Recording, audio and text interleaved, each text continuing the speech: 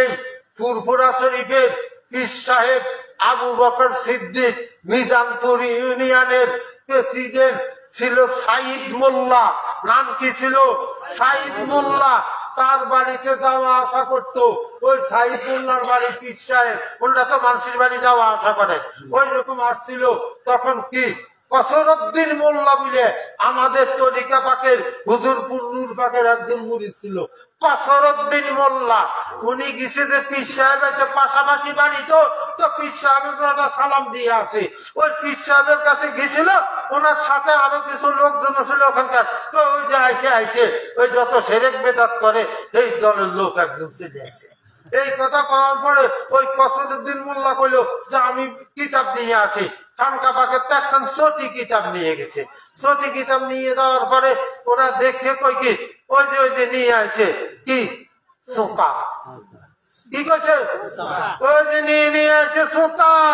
আর ওই মোল্লা খুব তেজি লোক ছিল। মোল্লা কাল আরে সোতা না তোদের পীরের দাঁত ভাঙা বুগু। এই কথা নিয়ে লাগিয়ে যায়। যদি বয়স্ক লোক থাকে আমার এই কথাটা যথার্থতা প্রমাণ করতে পারে। কি এই কথা নিয়ে লাগিয়ে যায়।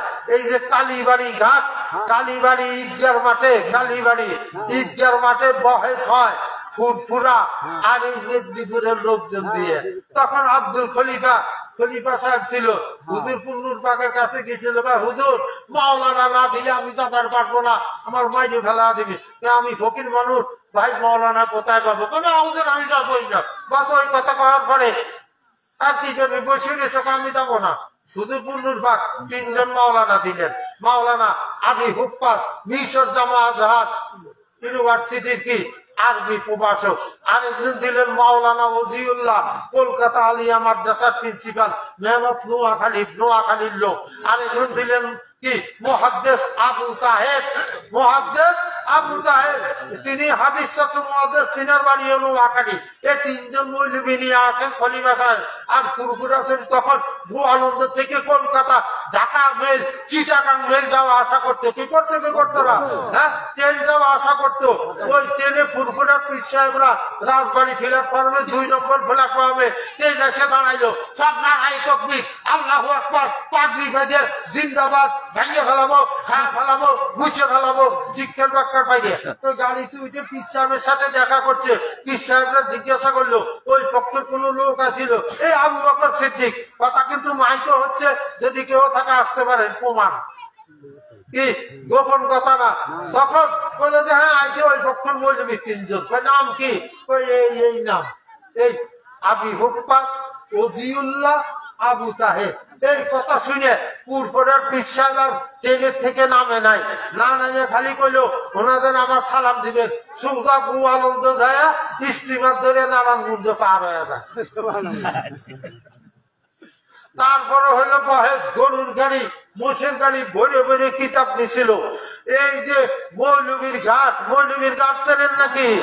হ্যাঁ, থানা মৌলবীর বাবার নাম কি? আব্দুল লতিফ মৌলবী। এই থানা মৌলবী, এই জন্য মৌলবীর ঘাট, মৌলবীর বাপ আব্দুল লতিফ মৌলবী। উনি ওটা ফুরফুরা শরীফের মুরিদার। উনি গেছিল, তখন ওনারা যাইকে ওজিউল্লাহ কইলো আরে তুই মৌলবী হয় आइए ना, अगर अरबी से बात करे तो आइए, अगर इंग्लिश में बोले तो आइए, अगर उर्दू बोले तो आइए, अगर बांग्ला बोले तो आइए। নোয়াখালী মানুষ আইয়েন। তখন এই আব্দুল লতিফ মৌলবী সাহেব উঠে গেছিল স্টেজে, আর এইরকম একটা কিতাব এগিয়ে দিয়েছিল ওজিউল্লাহ। আরে পড়িয়ে না মৌলবী, কি লেখা হয়। আর আব্দুল লতিফ মৌলবী পড়বার পারছিল না, পড়বার পারে না। আর কি ওজিউল্লাহ তো বাঘ, ওজিউল্লাহ কি বাঘ। ওই আবু বকর ফুরফুরা পীর সাহেব, উনি ওই মাদ্রাসায় পড়তো, ওই মাদ্রাসার প্রিন্সিপাল ভয়তে আর নামেই নাই। বাস ওজিউল্লাহ বাঘ হয়ে গেল। বলে আরে দেখিও না, একটা बात बात करे, इतना बड़का बड़का मौलवी सब घूम रहे हैं, अरे एक तो भी मौलवी नहीं है। যা মৌলবী দেখতেছেন পাগড়ি বাঁধে, একটাও মৌলবী না, একটাও মৌলবী না। কাদরিয়া তরিকা যত কাজ করে কোরআন হাদিসে ইজমা কিয়াস অনুযায়ী জায়েজ। সেই খেলায় বহুত ফুরফুরার মুরিদান এই তরিকা মুরিদ হয়ে এখন 14খানা খানকা শরীফ বাংলাদেশে লাখ লাখ মুরিদান, কি লাখ লাখ মুরিদান, লক্ষ লক্ষ সোনা স্বর্ণকার সোনা চিনে কি